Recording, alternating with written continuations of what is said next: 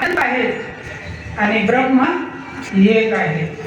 एकमेव अद्वितीयम ब्रह्म नेह नानास्ति किंचन. उपनिषदे सांगते, वेद सांगते, एको देव सर्वभूतेषु गुणा. परमात्मा एक आहे, त्याला ब्रह्म म्हणतात.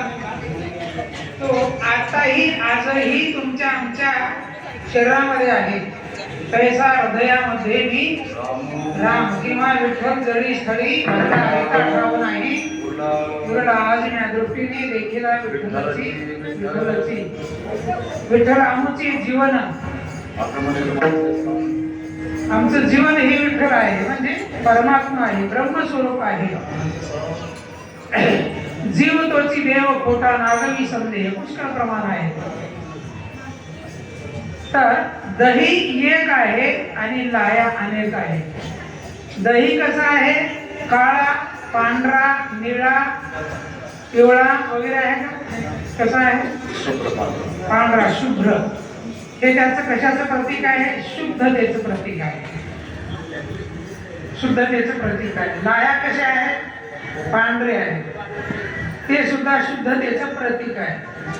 शुद्ध असणारे पांढरे लाया म्हणजे जीव आणि शुद्ध असणारा ब्रह्म.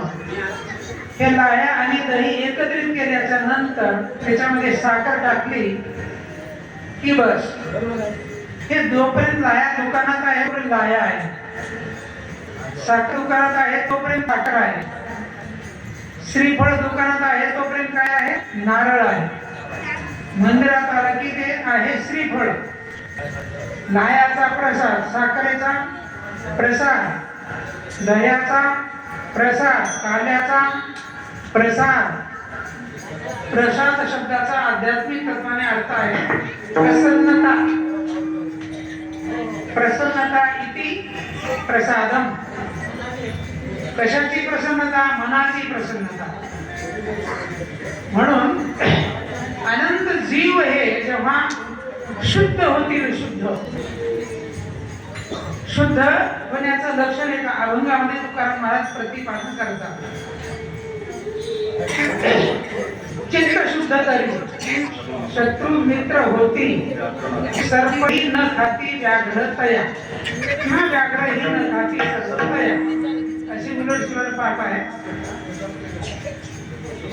चित्त हे जर शुद्ध झालं, त्याला विंचू चावत नाही, सरप चावत नाही, हिंसक प्राणी त्याला दंश करत नाही. तुम्ही रामायण ऐकताना नंदीग्रामाच्या ठिकाणी भरताचं चित्त हे शुद्ध झालेलं होतं, म्हणून त्या नंदीग्रामाच्या ठिकाणी प्रत्येक प्राणी, सरप आणि मुंगूस एका ठिकाणी खेळत होते. व्याघ्र आणि हरिण एका ठिकाणी खेळायचे, उंदीर आणि मांजर एका ठिकाणी खेळायची. ही एकमेकाला विरोध करत नव्हती, कारण चित्त शुद्ध तरी शत्रू मित्र होती. योगशास्त्रामध्ये, पतंजली सूत्र योगशास्त्रामध्ये एक सूत्र आलेलं आहे, अहिंसा प्रतिष्ठया तत्सनिधो वैरत्याग. अहिंसा, त्याला अहिंसा म्हणतात. अहिंसा परमो धर्म. अहिंसा म्हणजे चित्ताची शुद्धता. ती जर झाली एखाद्या महात्म्याची, तर त्याला हिंसक प्राणी अजिबात वैर करत नसतात. म्हणून का सांगतो मी हे? जीवाच्या चित्ताची शुद्धी जेव्हा होईल तेव्हा तो ब्रह्मस्वरूपाशी एकरूप होतो. आणि ब्रह्मस्वरूपाशी एकरूप झाला म्हणजे त्याचंच प्रतीक म्हणून अनंत लाया आणि दही हे एकत्रित करून केलेला काल्याचा प्रसाद. आता हे दोन प्रकारचे काले झाले. आता तिसऱ्या प्रकार